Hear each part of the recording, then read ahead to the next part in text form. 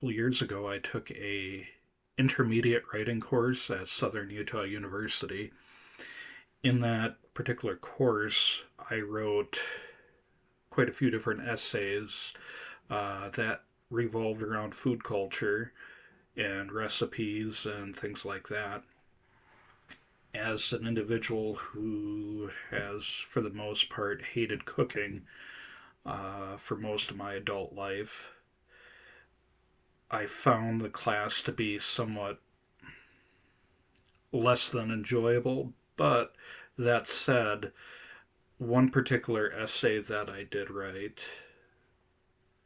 had a little bit more fun in regards to the process of writing it and the detail that I went through to kind of come up with the little ins and outs and the humorous anecdotes and so forth in the essay. So that said, it really didn't involve strictly my ability to cook or recipes, so that technical detail necessarily wasn't involved in this essay.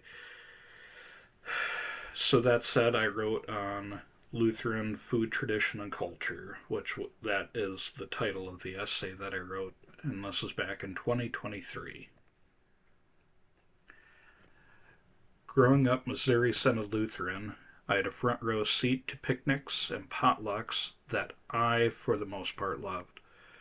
Cue in the "you know you are Lutheran if" jokes. I swear I did not attend divine service with a fork and spoon in my front pocket in preparation for the service post-lunar session that took you all the way to the fellowship hall. I can say that the variety of dishes that I have had over the years has been limited only by one's own imagination and the limitations in mathematical probabilities of variety one can create with Jell-O. Thank goodness that the Missouri Synod was predominantly German, so I had the great pleasure of avoiding the Norwegian Lutheran delicacy of lutefisk.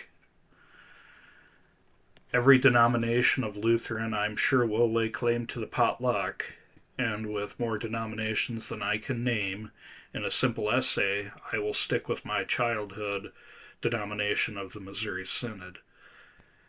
You might automatically assume that the seasoned potluck goer will be bringing in their homemade primary dish in a glass baking pan or maybe a slow cooker.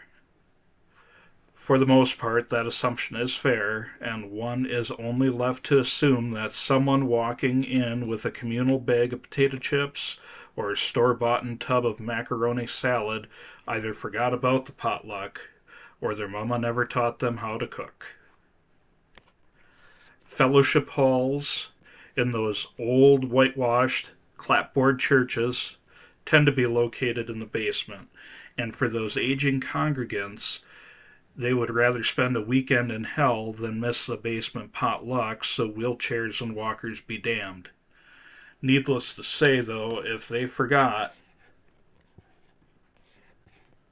their Pepsid AC that was next to their fork, spoon, and the Lutheran hymnal while getting ready for church in the morning, they very well might have been spending the rest of the day in hell. Tables lined up with various glassware for casseroles, and casseroles is the way that many in Wisconsin say it, as hot dish is more Minnesotan.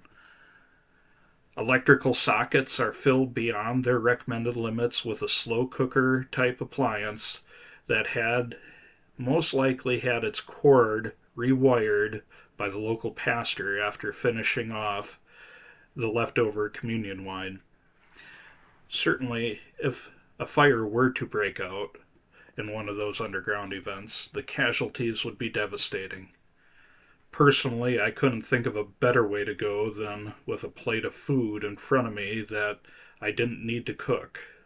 I think that if such a devastating event like that were to happen, one should definitely eat their dessert first.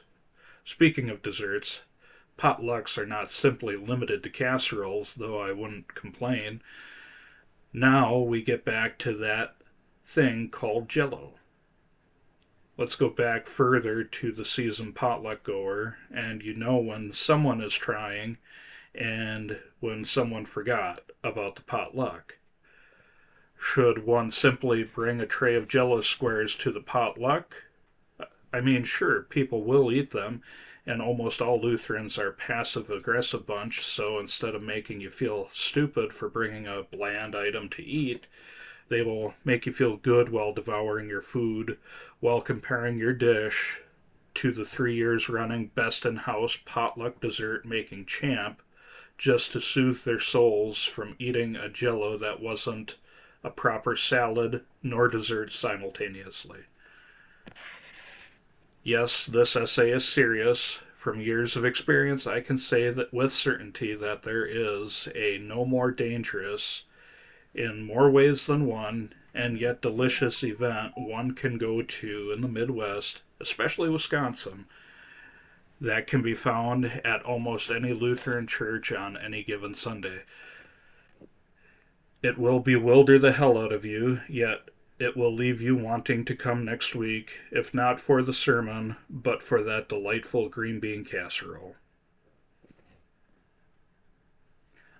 I hope you enjoyed, friends, and please like and maybe even subscribe to my YouTube channel that this was presented on. I appreciate you, and have a wonderful and happy new year.